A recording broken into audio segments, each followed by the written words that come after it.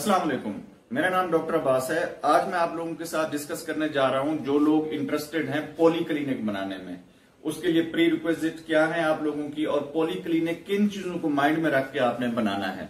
ठीक है, first of all तो आपको एक बिल्डिंग चाहिए होगी, वो आपने खुद ही जो है ना उसको देख लेना है कि आपने कितने डॉक्टर्स बिठाने हैं, कितने केबल्स बनाने हैं, या शॉर्ट स्टे के लिए कितने रूम्स बनाने हैं, या अगर इंडोर किसी को जो है ना आपने स्टे कराना है तो वो कितना आपको। तो उसके लिए आपने क्या करना है, फर्स्ट ऑफ ऑल अपने माइंड में रखना है कि अगर आप इन्वेस्टर हैं, यानी कि आपका मेडिकल का कोई बैकग्राउंड नहीं है या हल्का फुल्का बैकग्राउंड है, लेकिन आप पॉली क्लिनिक बनाना चाह रहे हैं और आप उसके ऊपर इन्वेस्ट करना चाह रहे हैं, तो आपको किन चीजों को मद्देनजर रखना है। आपने फर्स्ट ऑफ ऑल आपने जो है ना जो चीज रखनी है, जो करंट सिनेरियो हर महीने आपने पे करनी है, आपको चाहे जो है ना आप क्लिनिक खोले या ना खोले, आपने हर महीने पे करनी ही करनी है।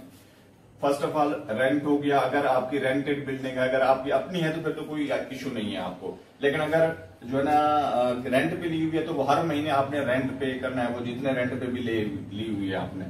उसके बाद क्या है, उसके बाद सैलरीज हैं।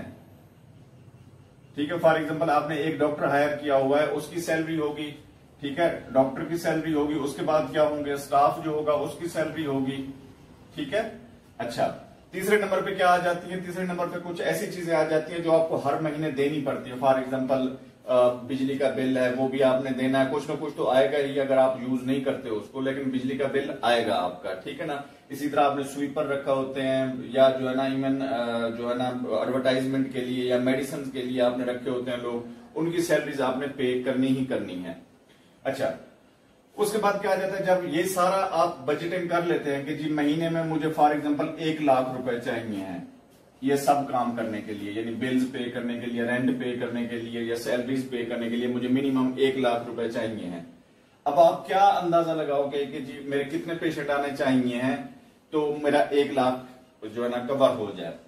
अगर यानी मैं एक नॉर्मल एक एरिया की बात करूं जिसमें लोअर मिडिल क्लास और मिडिल क्लास रहते हैं, तो उसमें आपने मिनिमम भी आपके 10 to 15 पेशेंट्स डेली के जरूर होने चाहिए हैं, तब जाके आपका शायद 1 लाख जो है ना वो रिकवर हो जाए। उसमें फीस भी आपको मिनिमम 100 रखनी पड़ेगी। ठीक है, तो इतने पेशेंट्स आपके होने चाहिए। अच्छा, इसमें ये बात आप नोट करें, वो उस इलाके की लोकेशन का आपको पता होगा कि जी इसमें कितने लोग हैं, जहां पे मैं क्लिनिक बना रहा हूं वो इजी अप्रोचेबल है या नहीं है, पार्किंग की जगह है या नहीं है, लोगों को प्रॉब्लम तो नहीं होती, परेशानी तो नहीं होती क्लिनिक को ढूंढने में, वो आपने चीज देखनी है। ठीक है, अच्छा, अगर आप ये एक्सपेक्ट कर रहे हैं कि जी 10-15 पेशेंट तो कोई मसला ही नहीं है, ये थोड़ा सा अब मैं इसमें कहूंगा आप रॉन्ग है। ठीक है, पेशेंट्स आपको बनाने पड़ेंगे, क्योंकि आप नया क्लिनिक वहां पर नहीं खोल रहे, और लोगों ने भी क्लिनिक खोला होगा, पेशेंट्स ऑलरेडी उनके पास जा रहे होंगे। अगर आप ये एक्सपेक्ट करके बैठे हैं कि जी मेरा अपना इलाका है, मेरे रिलेटिव्स है, मेरी बरादरी, ये वो, ऐसा कुछ नहीं होने लगा।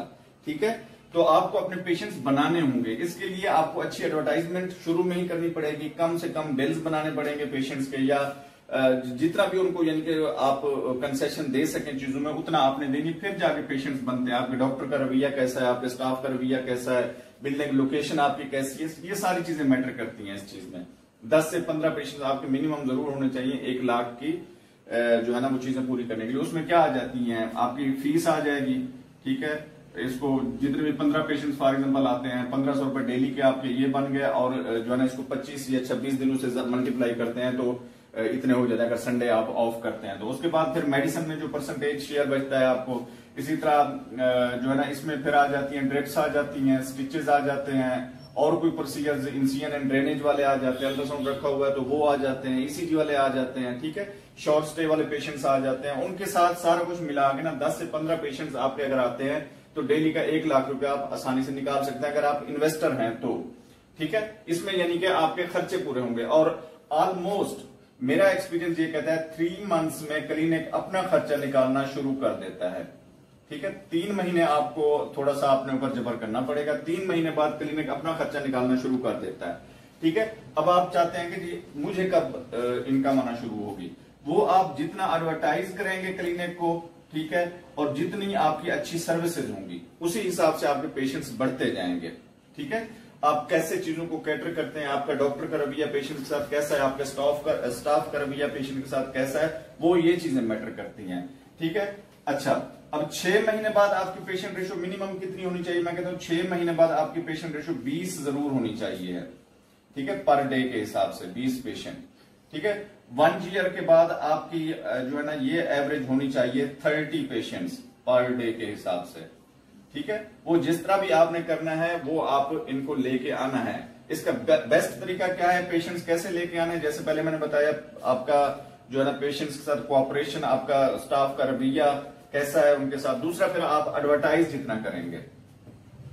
एडवर्टाइजमेंट हमारे मेडिकल में इसको शायद आज से 10-15 साल पहले अच्छा ना समझा जाता हो, लेकिन भाई अब ये इसी का ही दौर है। आप एडवर्टाइज नहीं करेंगे, आपका क्लिनिक नहीं चलने लगा, ठीक है। एडवर्टाइज करना है, आपने पेशेंट्स को बार बार रिमाइंड कराना है, ठीक है। आप देखते होंगे जो एक अच्छे शैम्पूज हैं या साबुन हैं, उनका हर एक को पता है, जाते ही दुकान पे ये कहते हैं फलाना शैम्पू दे दो, लेकिन बार बार उनकी एडवर्टाइजमेंट आ रही होती है। क्यों?